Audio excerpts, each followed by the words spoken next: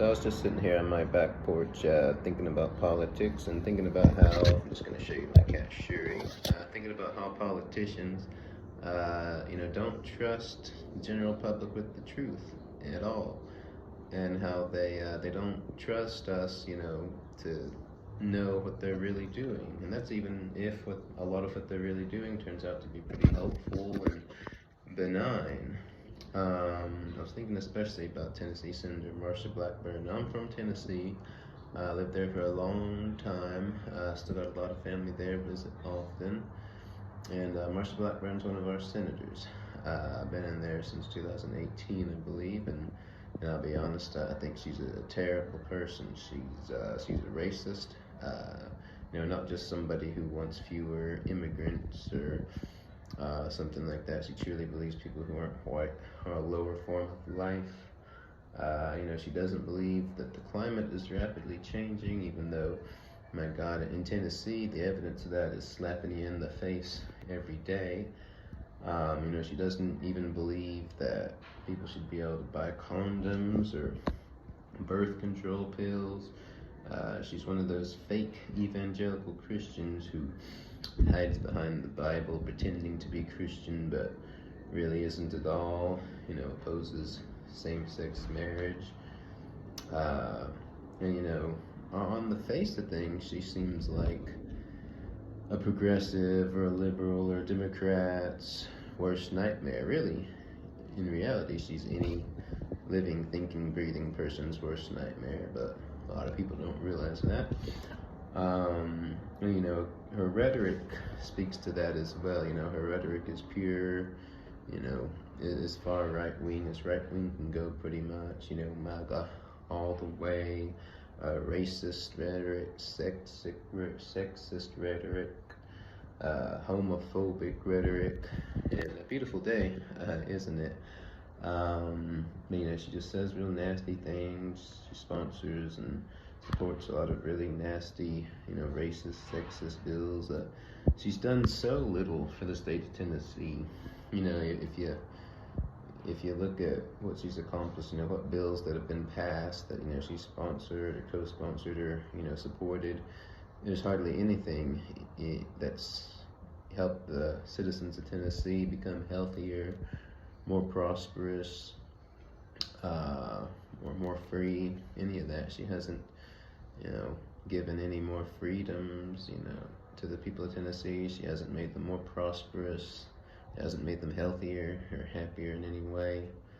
I gotta wonder what the people of Tennessee put up with her. She, even no matter if you're conservative or not, she hasn't done anything for you. But really interesting. If you go into the bills that she sponsored and co-sponsored, especially if you look at the ones that haven't been brought to a vote yet or got stuck in committee a while ago, she works with Democrats a lot. She sponsors and co-sponsors a lot of bills with Democrats. Not only that, but a lot of these bills that she's sponsored and co-sponsored, a lot that have gotten stuck in committee over the years, they're not all the typical MAGA, extreme right-wing, only trying to hurt people and only trying to give, corporate interests and billionaires a leg up while kicking the rest of us down more. A lot of these are bills that, if passed into law, would genuinely be helpful for a lot of people. There's bills that would, provide more money to programs that help victims of domestic violence. Bills that would, protect radio stations and artists for the use of their sound recordings. Bills that would help combat sexual harassment in prisons.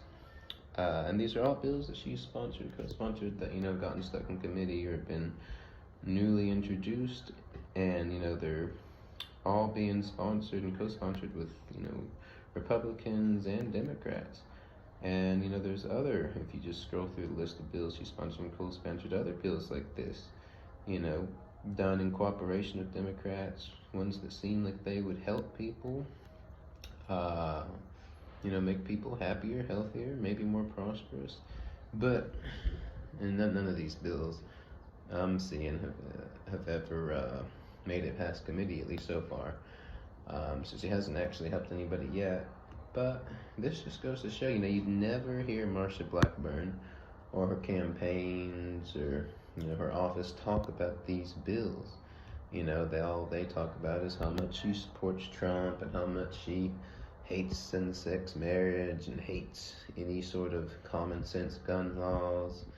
And if you just listen to what Marsha Blackburn and her campaign and her office said, you'd think she'd never even looked at a Democrat in the Senate with her except to spit at them. But if you really take a look at the work she does, she works with them on a regular basis and has sponsored and co-sponsored some really good bills, bipartisan bills that, if actually passed, could actually do some people some good. But you know what? She's afraid to talk about this. She's afraid to talk about these bills. These bills I'm seeing are the best, the absolute best of her work in Congress and the Senate. But it's the last thing in the world she'd talk about because she doesn't think it would be politically smart. George Carlin said something a long time ago. Basically, it was to the effect of chastising people for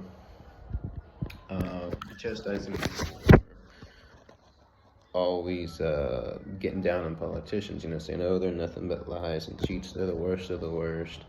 And basically, what he was saying was, well, these politicians, they come from our society, they come from our schools, they come from our neighborhoods, our cities.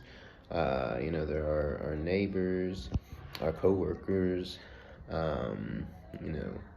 They come from us. So if the politicians, and then we elect them, if the politicians are so shitty, then